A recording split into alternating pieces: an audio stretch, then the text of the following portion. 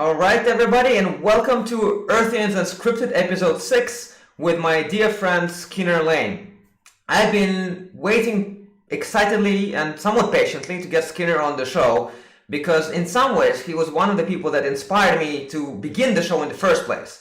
Because every time we met at any place on this planet, we always had a very deep, meaningful, and interesting conversation. And every time we had it, I always wanted to hit record. But of course, I had to ask his permission. And this is the first time where I think I did that. And I'm going to be very happy to be recording it and sharing it with everyone. So, Skinner, welcome to the show. I'm really happy to have you with me. I know that today, unfortunately, we won't have the luxury of having it on video. But hopefully, you'll be coming in loud and clear through audio. Hi, Dimitri. I'm very glad to be here with you. Excellent. Well, now is the time in the show where we try to go somewhere. And one thing that I think I wanted to ask from you, I guess, and we discussed it a little bit, is where do you usually start? Do you start with a 0 or a 1, and why? Well, it's very simple. 1 is a quantity, 0 is a non-quantity. So of course you start counting at 1. And I know another good friend of ours who disagree with you. I'm actually the believer that in non-dualistic thinking that both can be a good starting point at the same time, and vice versa. And I think it is a bit challenging for me to explain that position before arguing the 0 versus 1 dilemma. I imagine that you have 1 or 2 enhanced difficulties in explaining your position. Indeed. What would you mean by that? What are the enhanced difficulties? Well, you cannot start counting at 0 and at 1 at the same time, and at the end have useful information. You would have 2 sets of accounting of the same information. Right, yes, and I think that's the interesting part of our universe that we live in, is that there isn't just one right set of looking at anything, right? And that there, like, every way of looking at something that's happening in the universe is correct in some way. So, and I think that's one of my central premises about life in general, is that, every single individual sees whatever is happening in a very unique way. And therefore, it's okay to start both at 0 and 1, and have 2 parallel lines running through it, 2 parallel lines of accounting. Well, I mean, in one sense, if you start counting apples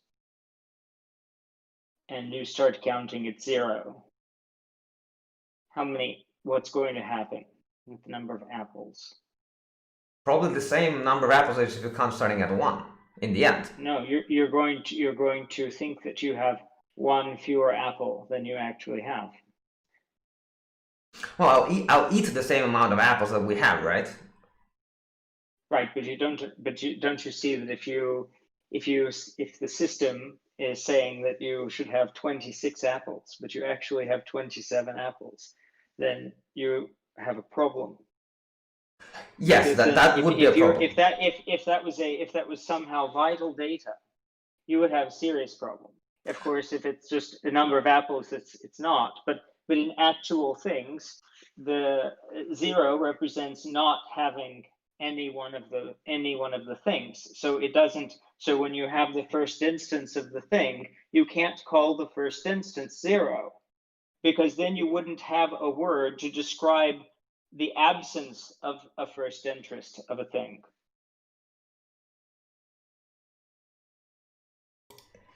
Isn't it the case that, if you start counting at 0, right, then, there is a 0th element, right, the one that was at 0, and it's just 0, and, it wouldn't be, it's not 1, and therefore it's not 27, it will still be at 26. It's still the same element, but I think what I'm interested in. But then you've just renamed 0 to 1, and then you've renamed the subsequent numbers there subsequent number. Because you then need some concept to describe the absence of a quantity. So if I say, how many apples do you have? And you have no apples, then you need a word that describes not having an apple. But then you can't use that same word to describe the first instance of an apple. Before we go into that, I think what's important, because this is not the first time we're talking about this concept, which is quite heavy. What I think is important is to maybe introduce why is this important? Why is this discussion important for daily life and how we operate? And I think that's something that if anyone will ever listen to this podcast, that they would need that background, right? Like, why is it important to actually, for you as a human being, to decide whether for you life starts at 1 or at 0? It's not a question of where life starts. It's simply that in order for people to agree on the use of language, we have to use it conventionally. Otherwise, we aren't using language at all. We're doing some kind of signaling that is it's a form of communication, but it is sublinguistic, even if it uses words. You could say it's something like golemized language. Which is to say, it conveys a meaning, but it does not have grammar in the classical sense. And I think that this is so I think that it's vital, whatever the word or phrase at hand is, that we not permit a subjectivity to infect what is already arbitrary, which is language. Our language is an arbitrary means of constructing sounds that with those sounds need to consistently represent something, either in abstract or physical space, consistently to both the speaker and the hearer, or you don't have communication, you will have misunderstanding. So it wouldn't matter if we were talking about 0 and 1 or the use of the word love. I would be just as insistent that we not corrupt the proper usage of the terms. Right, and that is super interesting. Actually, just yesterday, we decided, it's a holiday in Finland right now, and we decided to do a completely silent one day at home, at our family, right? So, with no speaking, no talking, some body language was allowed, but it was basically a silent retreat for one day, and that was very interesting. Did the child comply with this? Well, given that he can't speak with words yet, then by that definition, yes. But given that he can pronounce sounds, then by that definition, excitedly not so. He was very vocal, but he was very calm. He really, I think he enjoyed that moment, and I think actually, in the absence of language, the communication in many parts of life was actually better, because of the misconceptions that you mentioned. I think my theory is that those misconceptions, they are inevitable to some extent, and because I think I mentioned this in one of the previous podcasts, but you take the word cucumber, right? Simple word, we all think we understand it. And you ask 20 people to define what a cucumber is, and that will create a set of 20 definitions that are all different and unique, even though we're talking about exactly the same thing. Like, nobody remembers the dictionary definition. Right, but are you, when you say definition, do you mean definition or description? A bit of both, right? So a little bit of both, right? So let's go into it, right? So one person might say a cucumber is a green vegetable, right? Mm-hmm. And the other person can say a cucumber is a food that sustains you well because it has a lot of hydration.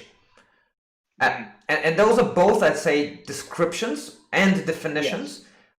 No, I wouldn't say that they're definitions. Well, yeah, okay, you're right. Let's say they are descriptions.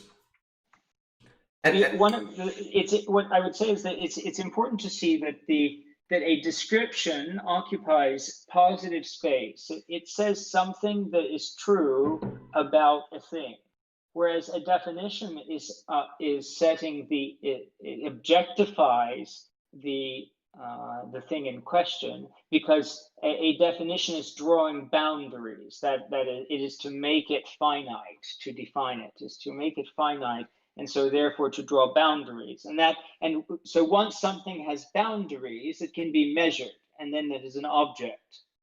So whereas a description could be, you can describe a subject without restricting what it is. So in the case of the cucumber, I'm not particularly interested in preserving its subjectivity, because the cucumber's subjective existence, as far as I can tell, doesn't add a lot of perceptive value to my understanding of the universe. However, any other human being, and most higher order animals, ought to be maintained within the veil of the subjective to some extent. But then beyond that, when we exit the properly preserved subjective space for ourselves, we must be able to use language to draw boundaries when there need to be boundaries, and to do so specifically enough that we lower the transaction cost of communication. And what you described with your family, the improvement of communication through the reduction of language, is consistent with what I would expect, and something that we see when we sit in community building circles. We use silence when we facilitate community building. We use silence quite frequently to pause or stop some kind of repetitive pattern, maybe where the group has gotten stuck, and it's something that, in the same way that individuals use mindfulness techniques to calm the mind, there is in any relationship or set of relationships of people, there's a sort of mind that operates of that relationship, and the words that we use are sort of the synapses of the mind of that relationship.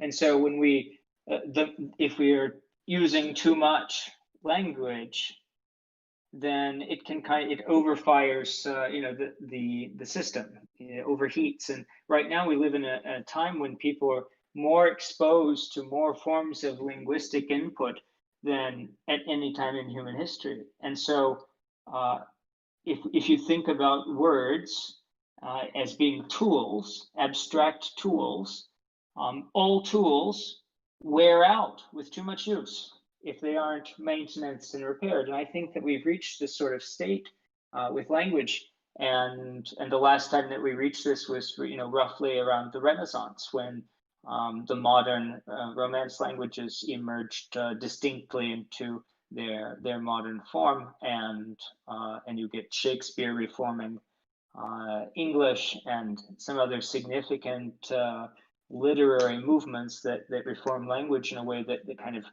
reclaimed it. I think that if we don't do that now, we're going to kind of degrade back into the use of hieroglyphics. So this is my real fear as I'm looking out right now at the social landscape. Right, and then if that were to happen, if we reduce our language to hieroglyphics, in some sense, the fear is that it's going back. And on the other hand, I don't necessarily see it as potentially that bad, because, I mean, as I experienced yesterday, less language was not necessarily worse, right? We might need to go back in order to go forward, to be able to actually, begin with more accurate definitions from the get-go, to be able to build something more accurate in terms of language, because I think language is very inaccurate, and I think that's where a lot of the problems and conflicts start, is because of the inaccuracy of language, especially when you start translating as we have discussed with you many times, is that, once you go from one language to the other, it's not just that the words are changing, but like the whole concept of how people live and behave and cultures, everything is changing with language. Right. But I wouldn't say that it's inaccurate. What I would say is that it has a much higher transaction cost for understanding and high fidelity than people are currently willing to pay. And at the current volume of language that people use and consume, it is impossible to operate at that high fidelity. Nobody has the cognitive capacity to do so. And so what I'm arguing is that we need to develop more of our other forms of communication, while at the same time tightening the precision of language and using it less, but using it better. And what other forms of communication would those be? Well, I mean, one of the things that I've experienced now many times and with great frequency and reliability in these community building circles that we facilitate at Exosphere, using the model that was developed by Scott Peck, who, of course, is the book, his other book, The Road Less Traveled, is what I think sparked our initial conversation, or deepened our initial conversation. Correct, yes. When we first met in 2016. Yeah. And anyway, so in the silence, the thing is that the community building guidelines that we use, they intentionally slow down the pace of the communication within the circle. So and they might sound a little bit funny, but I mean, it's nothing. It's strange that such simple rules produce a reliable kind of process. But one of the things that is required is that you must say your name each time before you speak, and you can only speak personally and specifically using I statements. And so as a result, it prevents the possibility of a conversation happening, a back and forth, a repartee. That can't happen because, if I say, so Dimitri, what do you think about this issue? And then you say, I'm Dimitri, I think this. Well, but I'm not so sure. What do you think? And then and then the person starts by saying their name. It's very awkward. People try it and it doesn't work very well, and so then they stop trying it. And it's a funny thing because it's sort of I don't know if you've ever trained a puppy or a kitten or something, and it has a normal way of doing something, and then you block its normal path, and it kind of like might even run into the thing at first because it's so used to doing it the other way. You sort of see this kind of initial frustration when people bump up against some of the edges of the guidelines that kind of prevent them from dominating the time with talking about irrelevant things, because usually these kind of conversations are not really authentic sharing, but just people talking about abstract stuff, and so, which isn't terribly useful if you're trying to come closer together as a group of people. And so once we get through what Peck calls pseudo community, even in the stage of chaos, and through that into what he calls emptiness, and then eventually into community, through this process, there is a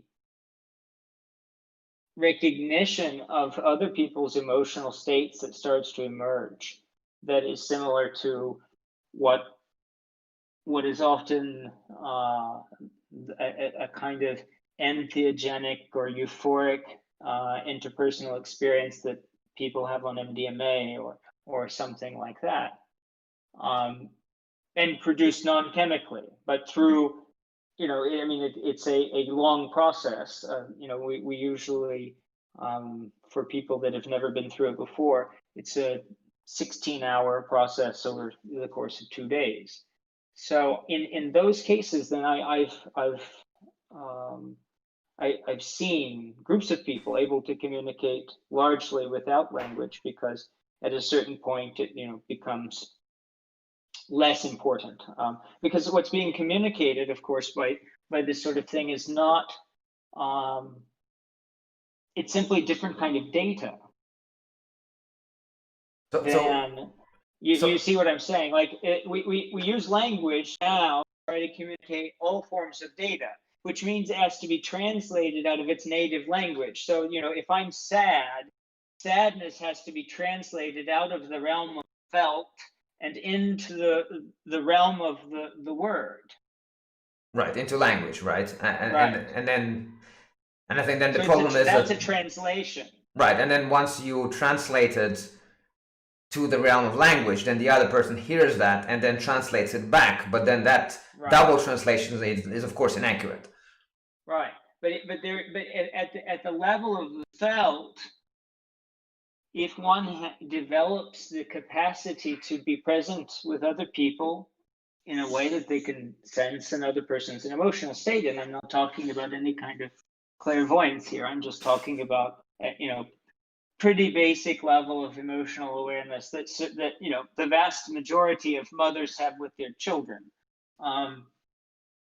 which I think can be developed between any people, with practice, and can be surpassed. But I think that it's a much more prevalent skill than we realize, because it's now sort of become shunned, and not socially appropriate. How does it, like in these groups, I understand that this is an exercise, right? You're not telling people to do that type of behavior the whole time, say Skinner, and then kind of follow it up with the process, right? It's an exercise. And in some ways, it seems to be that this exercise makes it more difficult to communicate using language. Is this difficulty which helps to develop the skill to feel, or what do you think it is that actually unlocks this feeling that you might get on MDMA otherwise? Well, I wouldn't say that it is.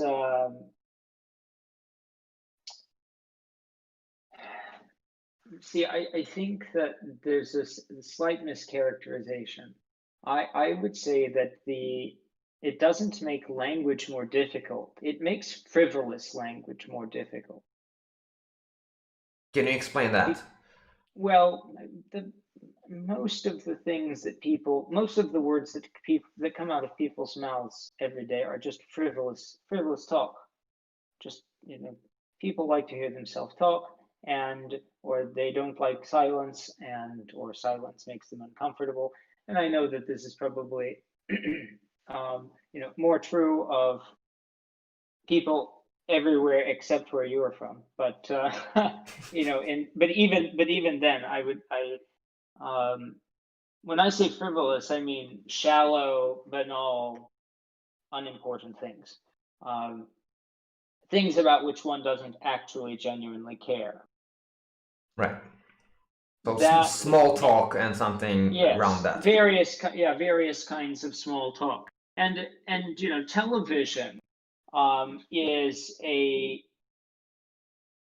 television is a way of engaging in small talk without having to talk.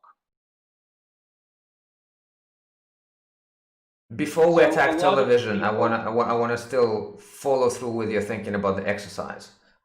yeah, well, so it's not an exercise. I mean, it's a process. I mean, Right. and it's a methodology of facilitating a group process, for groups that want to stay in a heightened state of mutual emotional awareness and connectedness. So what part of it is simply that the chattering brain, the narrating brain, is properly what Freud is calling the ego, and so if it's talking, then it's not listening. And a lot of people have practiced the skill of appearing to be attentive. And every pickup artist has been trained in how to look like they care about what somebody else is saying. This is not a particularly difficult skill. It actually is very difficult to listen, on the other hand, because you can sit there, you can hear the words that are coming out of the person's mouth. You could even regurgitate some portion of those words later, or pass some kind of listening comprehension test where you asked, because we've also been trained very well in listening for key details. But that's not genuine listening. Like, just because I can say, if somebody spoke for 30 minutes and told a heartfelt story, just because I could say this happened to the guy, and he was sad about it, doesn't mean I was listening. Right. It meant I heard some details and remembered those details, but it doesn't mean I was listening. Because listening, real listening, it actually,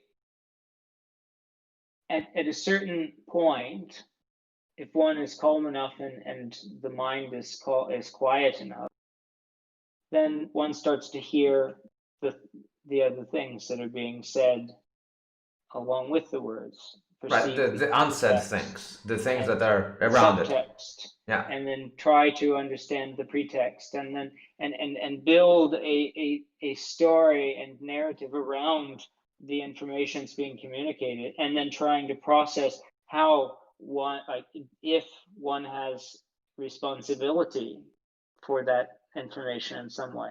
So in a community building circle, my responsibility is to participate verbally or non-verbally, and to be emotionally present with the group. Those are two of the guidelines. And so being emotionally present with the group means not just listening for the details, but it means trying to empathize, trying to understand the person that's speaking, but also the other people who are not speaking. Because in fact, there's no requirement that a person speak at all. In fact, you could go to 20 community circles and never will you be told by a facilitator to speak, or asked, or invited, or anything, because it's part of the to make the space actually welcome for people. Because there's a lot of talk about safe spaces and this stuff these days, it's usually just some kind of cover for politically correct political propaganda. But I'm actually genuinely interested in spaces where people feel safe enough to share. And I know that this is not common in the world. People don't generally feel comfortable sharing difficult parts of their existence with groups of people, especially that they may not know very well. And yet there's a deep desire for a lot of people to tell things that they have on their heart to people that are not involved in those things.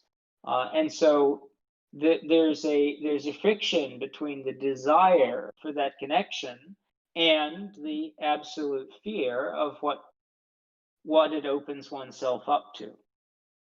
And I think that this is, if we don't bridge that gap, then we are going to continue to suffer many, many dark things floating around in the unconscious, suppressed because they can't be brought to light. And then we can't deal with them if they're not brought to light. Well, that certainly seems to be the case in, I would say, a lot of organizations and companies, because that's generally how we now organize ourselves in groups, right? You work with someone, and I think it's almost, in many of them, it's kind of de facto state that, well, first, you can't even share them with words, right? You can't even share your personal things and what's happening with you with words, not to mention really listening. But what to me is interesting is that one exercise I saw being done and tried to do myself several times is also sharing sessions. And when one person shares their personal inner being or inner troubles and what's really bothering them to a group of 15 to 20 people, and then we ask each one of those people who listened to simply repeat what they have heard. Mm-hmm. And then after they've done repeating what they have heard, we ask the person if anyone, actually got what they said. And pretty much never the person picks anyone who is, spot on. Because all 20 people or 15 people, they will actually hear it in a different way, or they will hear it through their own prism, right? They will relate to what's happening in their life and explain her problem or his problem that they heard in terms of their problem that they're having right now, and not detaching themselves and trying to really listen. But I think that's a very difficult thing to do, and I think it's a very difficult thing to learn. So, how would you go about it? Right? One example you gave is, doing it in terms of these groups, and learning it through a process that spec developer you're doing. But how can you do it on your own, right? Like somebody's listening right now and they're going, okay, that all sounds great, but like, what can I do to learn this? I don't know if I should even call it listening. Yeah. It's something more than that. Well, I wouldn't call it listening either. I'm just I call it, the term that I now use is peacemaking communication, and it's sort of intentionally not connected to nonviolent communication, which I find to be, I don't know about its original intentions, but I know that it is used very insidiously by a lot of people. And I've seen it used and experienced it being used in a way that I found to be very counter to at least what its stated aims are. I gather that its intent was pure, but so anyway, I'm more interested in peacemaking communication, because the word peace means, its original etymological meaning means wholeness. So same word that gets us holiness, or something like this, and so you think about it as implying integrity, something holds together as a unit. And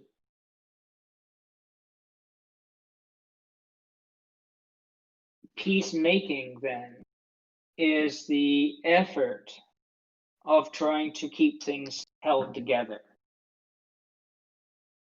And I think that's what real peacemaking is the attempt to keep things from ripping apart, which doesn't mean calming every little conflict or bit of disagreement.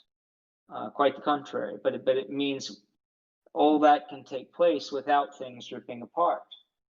So one of the community building guidelines that I use in this practice of peacemaking communication is to speak personally using I statements, and so in my interactions with people that I'm around or that I work with virtually, I try to say, I think this, rather than this is happening or you did this. I can say, yesterday I had the experience of the following, because I can accept if I'm acting in bad faith. If I say it was my experience, and I'm faithfully communicating my experience, then nobody can say you're wrong. Right. They can say, I didn't experience it that way, here's what happened to me. But they can't say you're wrong. And of course it's a defensive posture. It's a conservative position to take, to lay claim only to the subjective in this sense. But I think that it really is essential for peacemaking behavior, precisely because things usually fall apart when people are talking past each other. Right. Yeah. When there's lots of language and no communication. Because I don't know. Imagine a person that is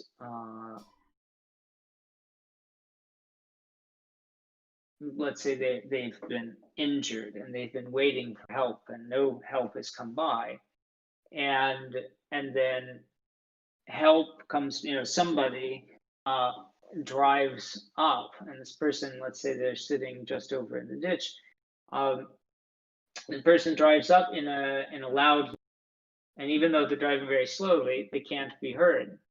You can imagine that the person who's been injured and is yelling at a certain point is going to be filled with anger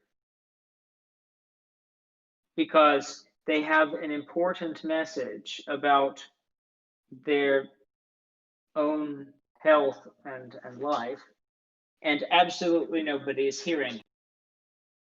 Right. And then you see that there's somebody there and they're not hearing it. And I think that if you put yourself into such a hypothetical, you can kind of understand why the political discourse in the world is what it is. So I think that it's something that goes from the very basic grassroots of human behavior, and then is amplified, actually magnified through the layers of abstraction up to our public discourse. Whenever I say this happened, then this instantly starts a fight because somebody's going to be there with an interest in saying it didn't happen.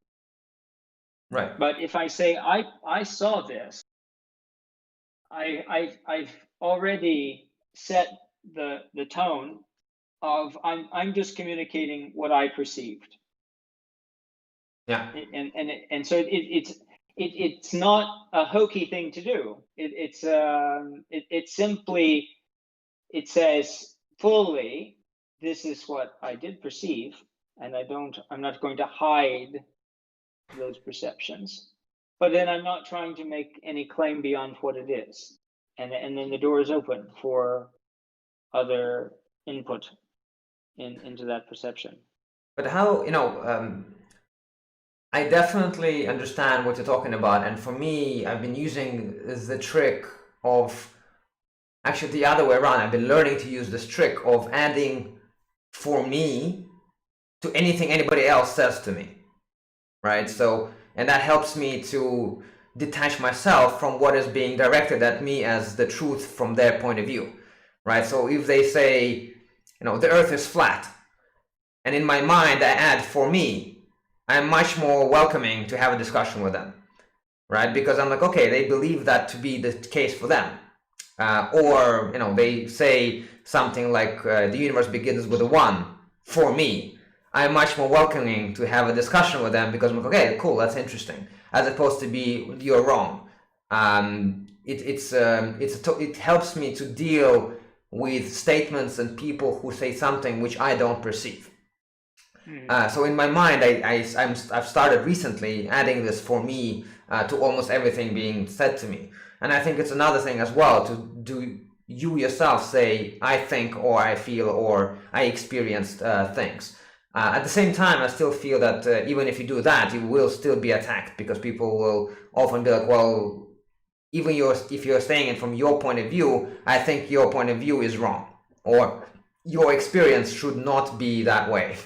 And that's a bad faith.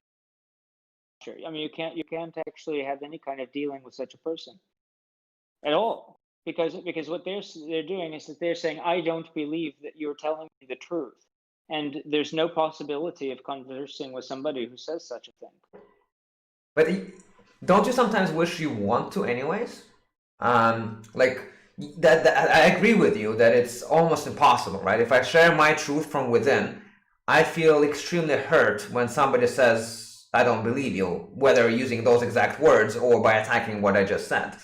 At the same time, I feel that it is like, I'd still like to communicate with that person, right? And not just ignore them. So I think it's worthwhile to still try and ways around it, even if it means, having a very long discussion like we're having right now about explaining and talking through these processes to try to see if that will help.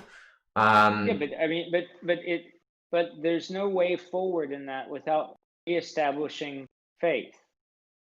So if I say to you, I don't believe you, then I don't like until we get over that issue. It doesn't seem like anything else that could be said would be at all useful. Right. You'd have to go. I agree that you'd have to get over that belief and faith. But I mean, I think it can be gotten over, and I know from my personal experience that I didn't believe this to be the case 5 years ago or 10 years ago, right? I didn't realize the fact that when people spoke from their heart, from their inner self, and explained how things are for them, that they actually meant it. I did have that distrust. I had this feeling at some point that that everyone is like me. Then I learned that that's not the case, and I now know very well that everybody is extremely unique, and that's what actually excites me about having people on this show every week, because I get to learn just how different everyone is, and that's beautiful. So I know it's possible. I would say that people have each person has their uniqueness.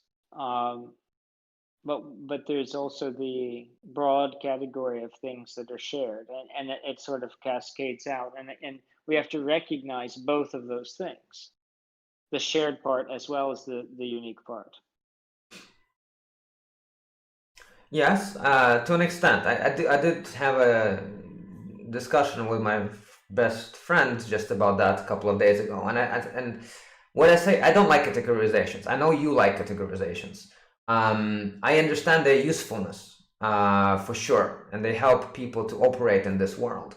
But I think what you said now actually makes me feel much calmer about the fact that you like to categorize things, because I think if you categorize and at the same time you take into account the uniqueness of the individual you're talking to, then I have lesser problem with categorizing people. Well, okay, you have to think of it like biological taxonomy, which is that you have a broad categorization in which things share a certain set of traits, and then you say, okay, now what traits don't they share? Okay, and then you group them appropriately. And so in the animal kingdom, this is the first categorization would be vertebrates versus invertebrates. And so you say, okay, vertebrates all have the backbone in common, and invertebrates don't have one. But then, within the category of vertebrates, you have dogs and humans and whales and all kinds of diversity. So then you say, okay, within vertebrates you have, and it goes on down, and then you get down to the things that are unique to a species, and then within the species, dogs have a wide variety of breeds. Within those breeds, within the thousands of breeds, then you have the Great Dane, which has about, half dozen or more color patterns. Within the same breed, there's that diversity. And then the particular dog will be different. So when I speak in categories, I'm saying that there's a certain set of information that is true of all of the members of that category, but it does not mean that that information is exhaustive of all of the members of the category. It simply says what they have in common. It doesn't say that that's the only thing that is then true of them, because they have other traits. Does that make sense? Yes, I think that does make sense. At the same time, and I understand that type of category, but I think it gets more complicated when you start dealing with people and emotions and how and behavior and human behavior, because people's behavior is not as if it is having a spine or not, right? It's not as if you have wings or not, right? Human behavior is kind of but generally in one category, and then sometimes you act differently, right? Like we were talking with again in the discussion with my friend, we were talking about the fact that me personally, I'm extremely flexible in most things, and I just did this predictive index test which says I'm like flexible to the extreme. But when it comes to board games, I'm the strictest rule stickler you'll ever find in board games, right? So if you were to categorize me as super flexible, you'd have to be wary of the fact that if you play board games, that will definitely not be true. All right, but but the category of flexibility isn't a useful one because it's not specific. It doesn't give, see, I think this is the point about, it's useless to have categories that are not sufficiently specific. So like you have to say exactly, like, what does it mean to be flexible? That's a statement that could we be talking, I mean, even just if we look denotated at the words, well, Yeah. physical flexibility then, or cognitive flexibility, or what exactly is being said there? And then how would you distinguish between flexible and inflexible? And if you can't draw a bright line between flexible and inflexible, then you don't have a particularly useful distinction. And I agree with you, and I think that's where we're getting back to the problem of words, but also the problem of, okay, like, give me an example of a good category then.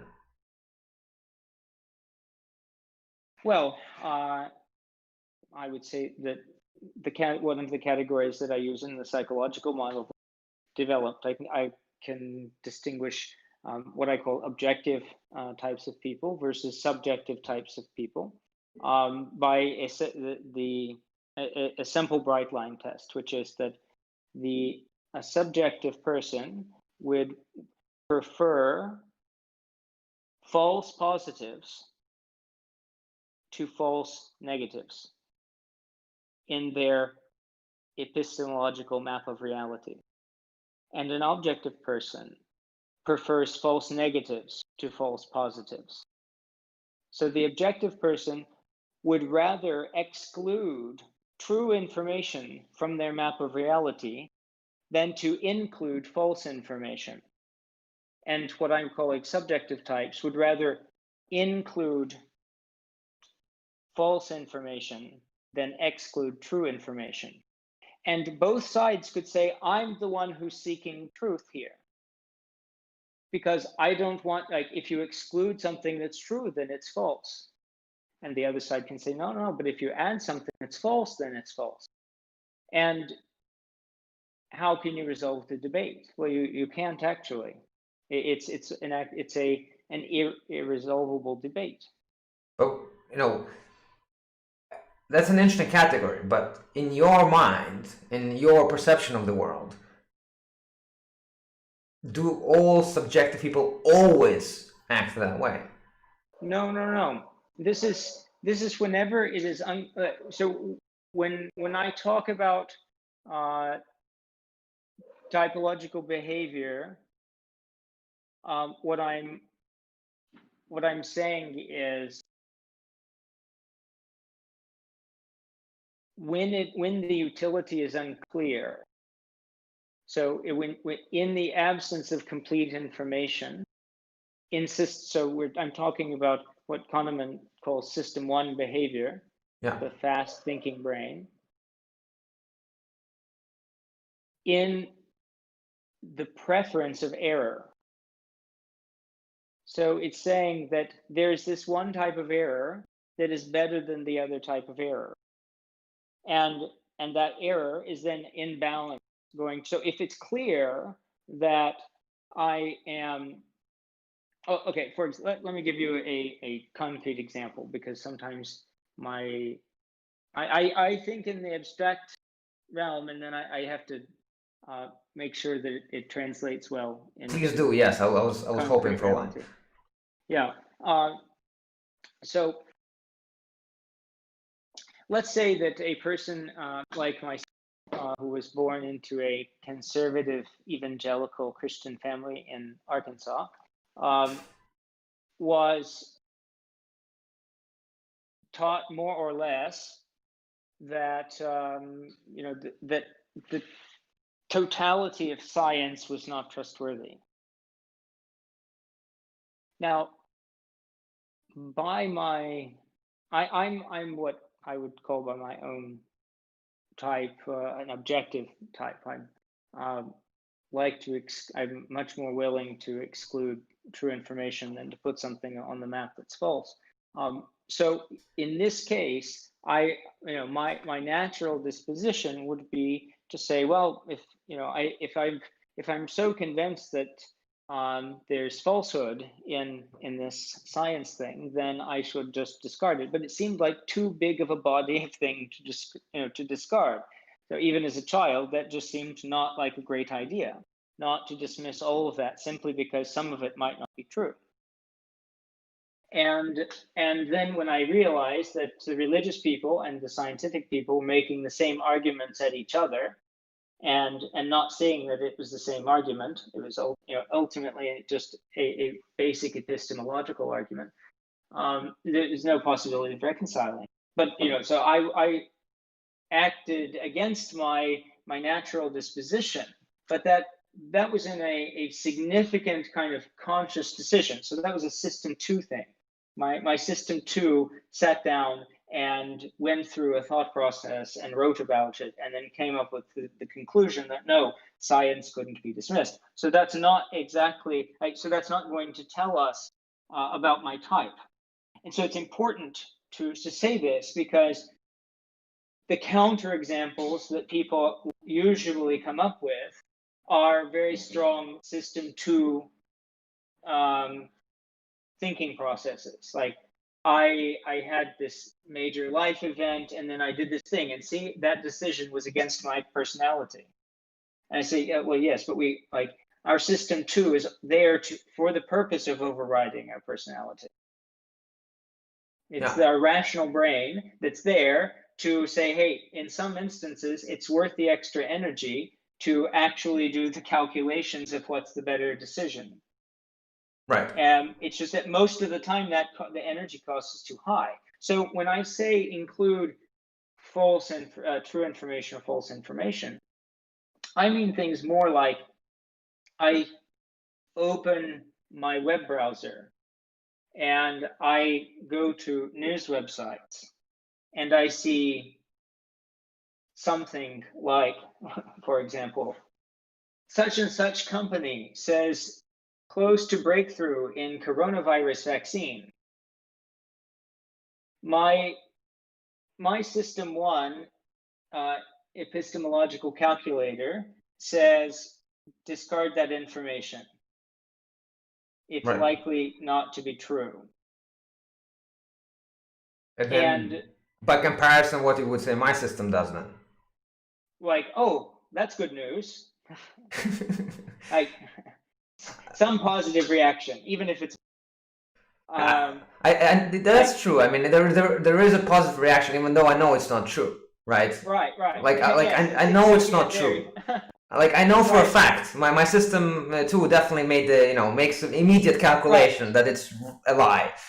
Yes, exactly. But my system 1 reacts with a frown. I'm like, what is this garbage doing here? This is clearly somebody trying to manipulate the stock price. But so that skepticism is built in. So you could say that subjective types are generally more credulistic and objective types are generally more skeptical. But then you have to dig into that, because they're different things that are affected by other parts of the psyche. But anyway, I just bring it up to say that for me, a category is a kind like putting something into a category and defining something of a sacred exercise, because it is the individual saying, I am taking the care to organize my abstract space the way that I organize my concrete space.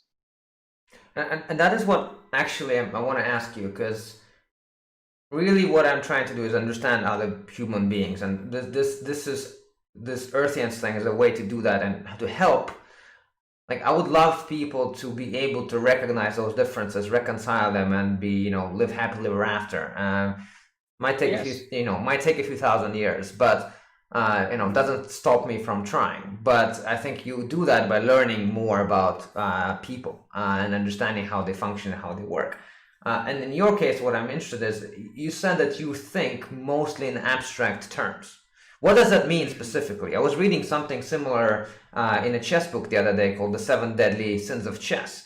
And before I go into that, I'm curious to see kind of how can you explain the internal thought processes when you say that? What I mean is that for me, I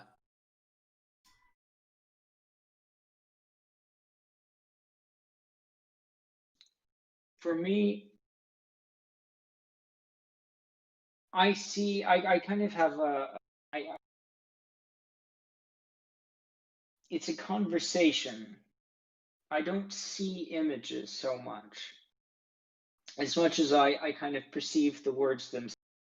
And the words are kind of hyper real to me when I'm thinking about a concept. And it's a strange thing, because a lot of people that I talk to who think about similar kinds of things have extremely vivid image-based consciousness. So they close their eyes and they can make all kinds of images pop up. And I can't do that. I don't do that. And so all of my processing is through language. So one of the things that's interesting for me, and why this conversation earlier about the emotions and the felt sense and so on is important, is that I used to think, basically that there were only two modes. There's words, there's image, and that's it. And then I've discovered that there are quite a number of different ways that people engage in thinking. Yeah. And that but for me,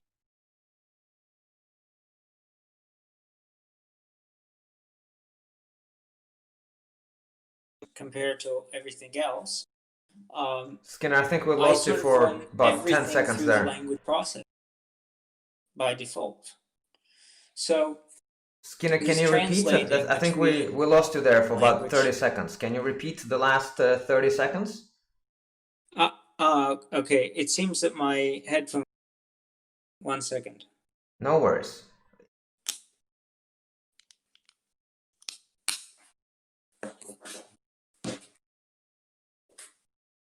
We'll cut this out from the final video.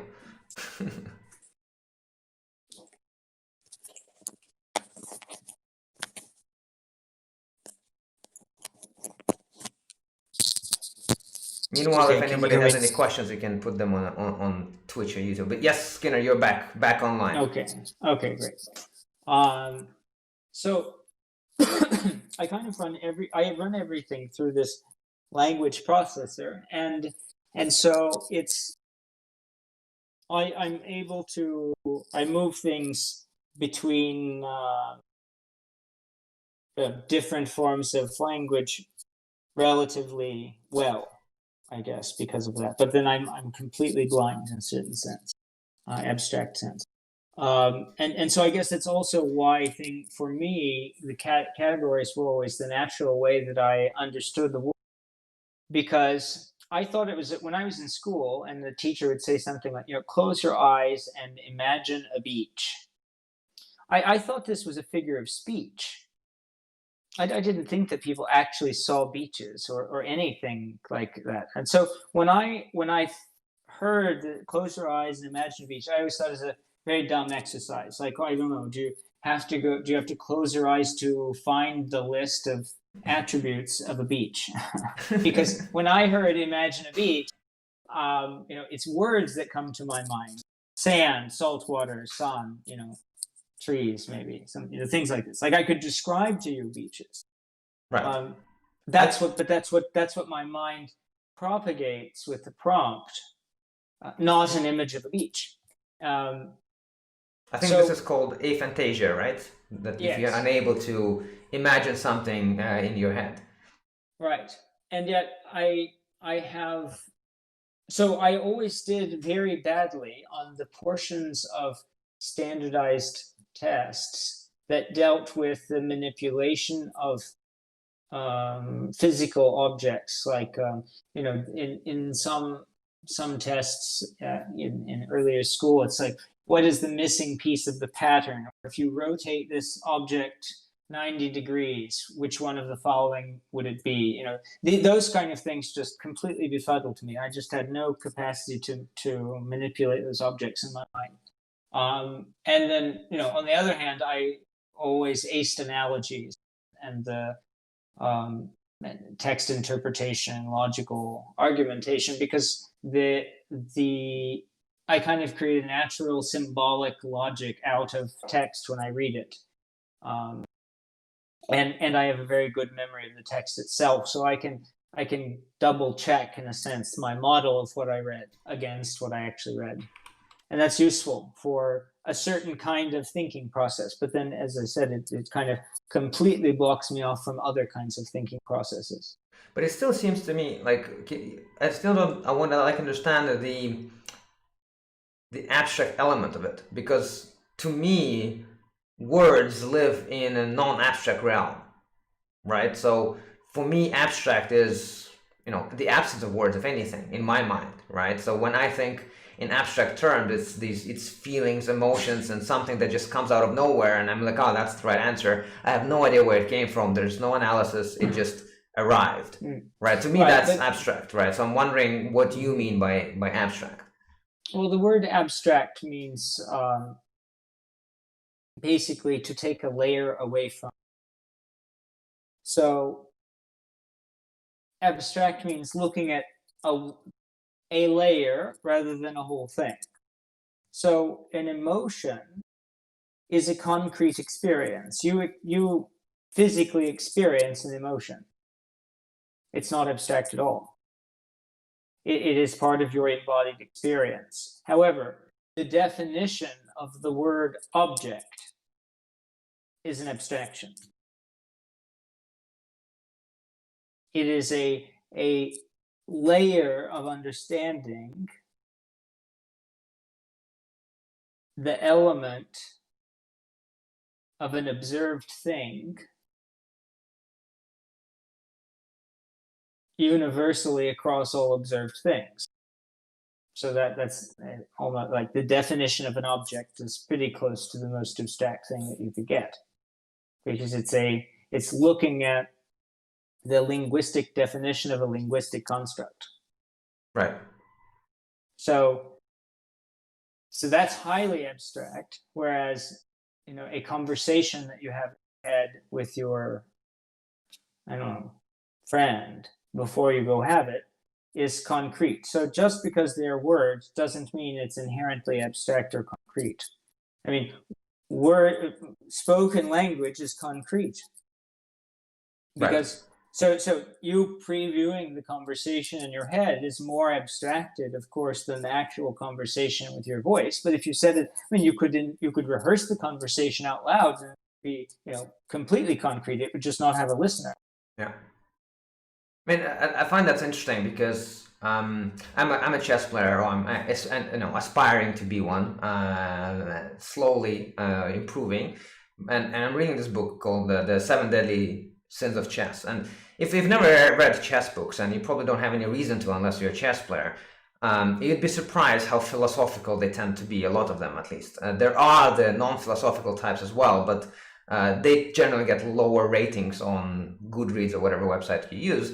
But in that book, he was describing, I forget the name of the author, but he was describing the fact that the higher up you go in ratings of grandmasters, the less calculation and actual non-abstract thinking they do. That the higher up you go, the more it is about flow, feelings, emotions. The more they talk to the pieces. He was explaining how Garry Kasparov or many other top players, that they actually talk in their minds. One of the modes of operation is not going, oh, if I move this, then he moves that, and then I will move this. The actual discussion is like, where does my knight feel like he needs to be? How would my bishop feel about the fact that the rook is standing on this h8?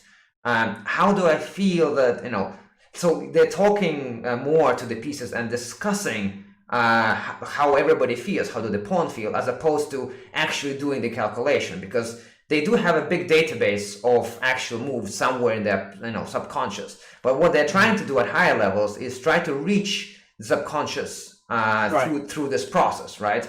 They know that they can trust the subconscious. And there was another book which is of course why humans can't beat computers in chess now.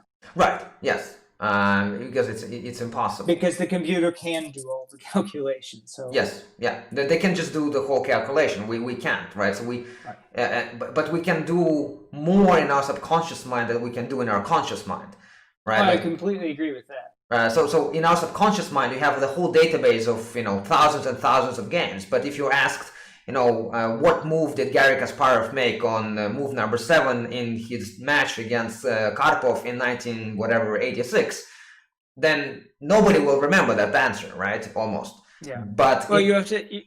I mean, the way to think about it is in like more like hard drive and RAM. There's the subconscious is almost infinite hard drive, but you can only hold so much in the RAM at a time, and then once it goes back into the subconscious, the problem is that our methods for getting something that has exited the RAM back into it are not particularly well developed. Yeah. And I think that there's still a lot of territory to be explored in the realm of neuroscience and psychology to access a lot more of what's going on there.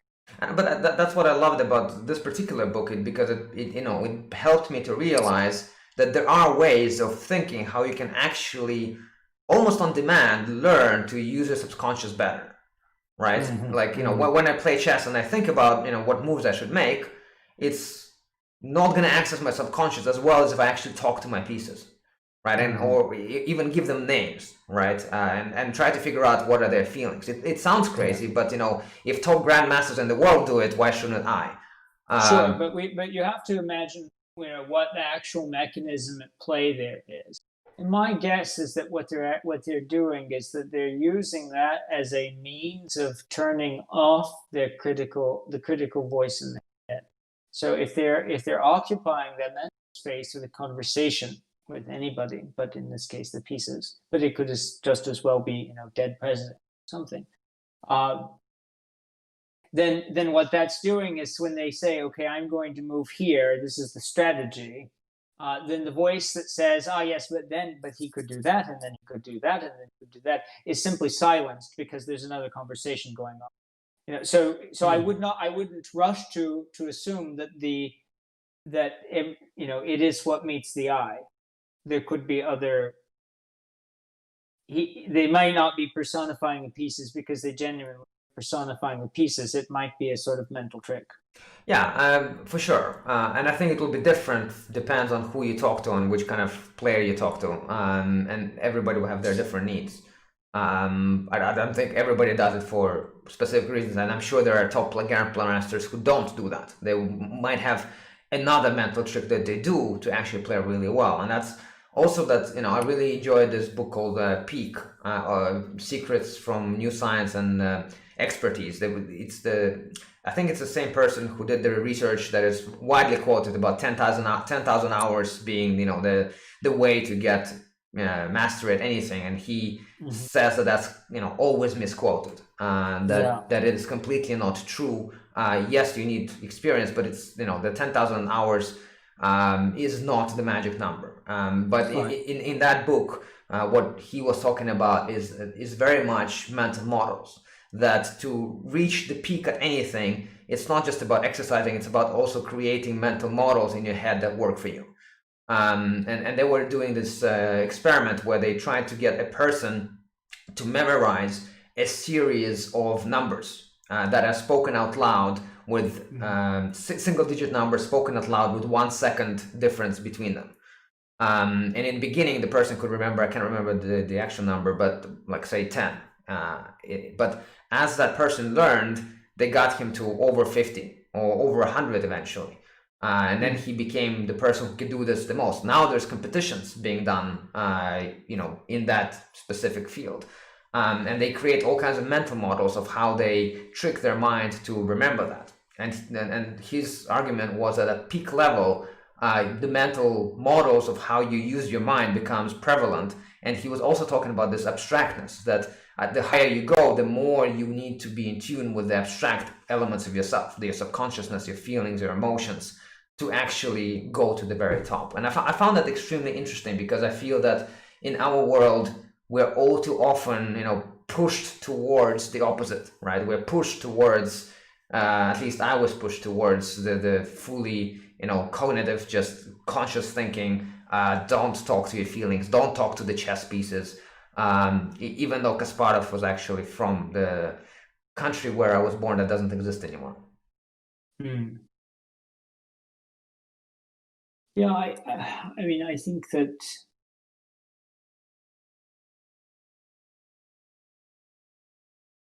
first of all, what I note there again is this, the conflation of the abstract with the intangible. So an emotion is not abstract. It is. I mean, if I talk about emotions in the abstract, then that's different. But what it actually is intangible. I can't touch an emotion. I can't quite touch a word, but I can write a word. So in this sense, I think words have for objective types, I think words have more of an embodied sense than the emotion itself, and for the subjective, it's the reverse. The emotions are real, and then the words are inferior ways of expressing what was felt. For me, I actually think that the words give much more feeling to the emotion. If I find that I feel more in describing the emotion than I did when I. So literally objectifying emotion intensifies it. So it simply shines a light on what my psyche thinks is the more important part of reality. But of course, it's just the flashlight of my ego pointing it's over here. And I don't think that's I don't think that the ego is this thing we should try to kill like a lot of people. It's simply something to be understood and directed, but not this inherently horrible thing. Because I also I don't see it as this it's simply the thing that's talking in the head. Right. That's the ego. Well, I think it's actually good that people are trying to kill the ego, because when they try to do it, they'll realize they can't, and then they'll accept it. Yeah, well, I don't know. I think a lot of people are just confused. But anyway,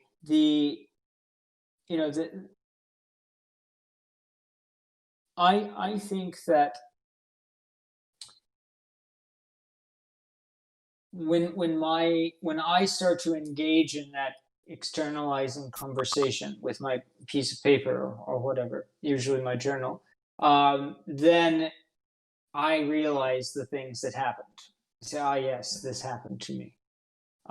Whereas if I don't take the time to do that, then my memories of my own experiences are just kind of like remembering things that happened in history. Yeah. If I don't put words to it, it's very hard to call back. Of course, under certain circumstances, with appropriate neurological stimulation, one can access a bit more. But for that reason, my journal is sort of an anchor for me to, when I feel like something has changed or maybe it hasn't changed or whatever the perception is, I can go back and get a better sense. The memory itself doesn't serve me very well. I think, I'm always weary of giving specific advice, even though I do it very often just because of my nature. But I think journaling is one thing that I can definitely say is helpful to probably almost all kinds of thinking processes.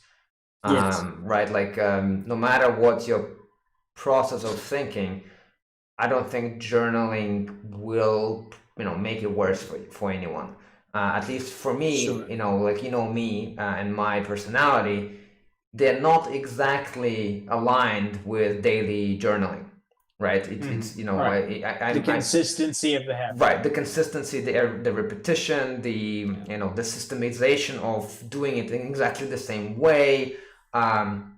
That process is difficult for me because my natural desire of my being is to be much more chaotic, and it has its strong sides. But I have decided that for journaling, I will force it through because I just see so many more benefits of doing that. And as you said, I can come back to an experience and actually be like, well, how did I actually feel that day, or about that person, or about that conversation?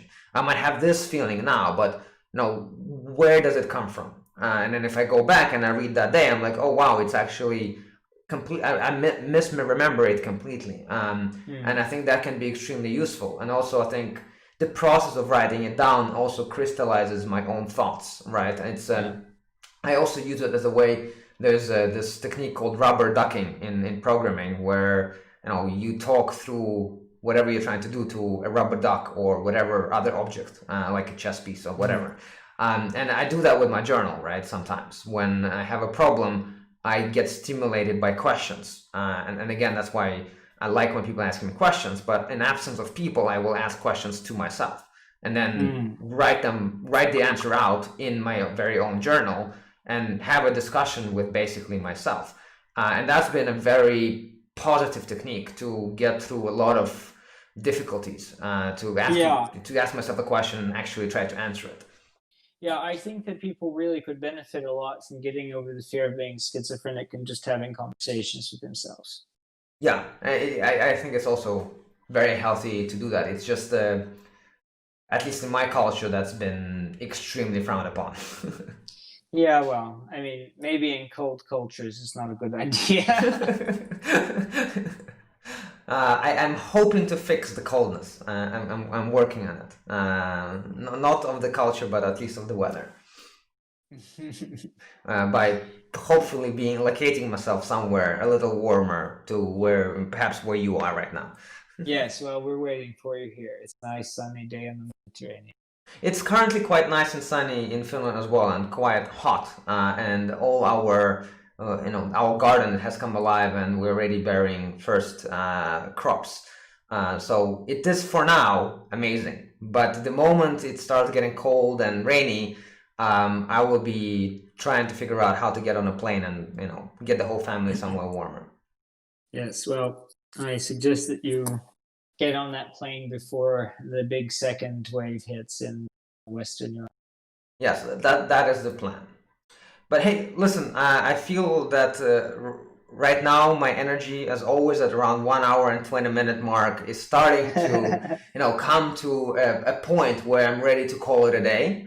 I think we had a wonderful discussion, and there was many interesting points that I'll go back to and re-listen and actually make notes to learn from it. And because that's one way of how I treat almost all content from which I want to get something out of. Mm-hmm.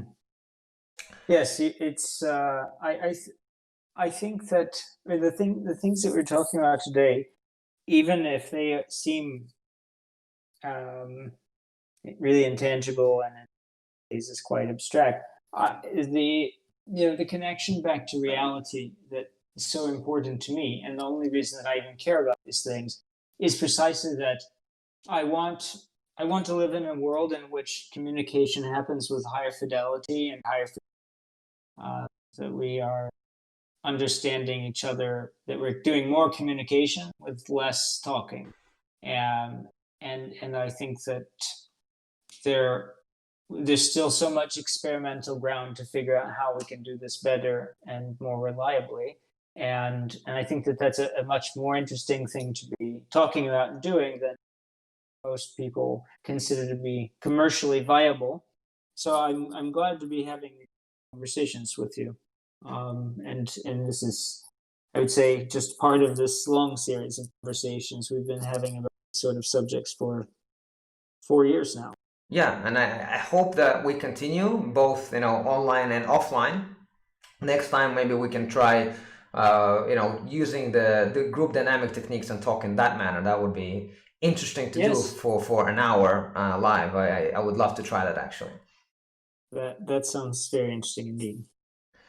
Cool. Hey, Skinner, thank you so much for being on the show on Earthians Unscripted and helping me to get this going. I hope that we'll see each other soon in wherever you will be and wherever I will be, and that we'll be able to travel once again.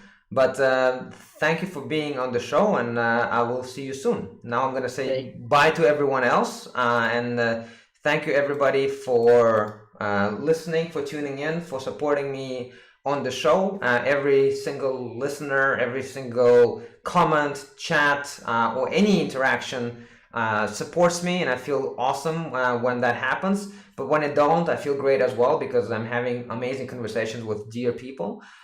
If you do want to support me more, then just find me on Discord or Patreon and join in, and then we'll be able to have more discussions and more questions ongoingly and not just once a week. Again, thank you. This was Earthians Unscripted, and I'll see you next time. Over and out.